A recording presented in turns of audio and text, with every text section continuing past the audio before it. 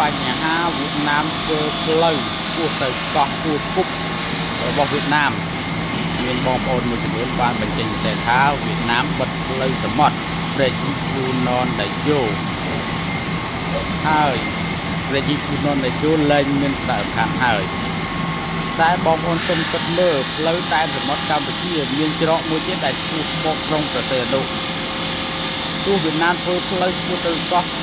ត្រល់ក៏ដោយតែមានផ្លូវទឹករបស់កម្ពុជាឆ្ពោះមកខេត្តប្រទេសនោះ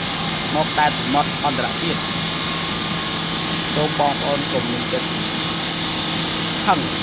នៅវៀតណាមទេដែលខាតព្រោះយើងធ្វើផ្លូវទឹកធ្វើប្រជិកគូណនយោខាតមួយតង់ហើយដល់វៀតណាមចាក់ផ្លូវឆ្ពោះទៅកោះត្រល់វៀតណាមខាតមួយតង់ទៀត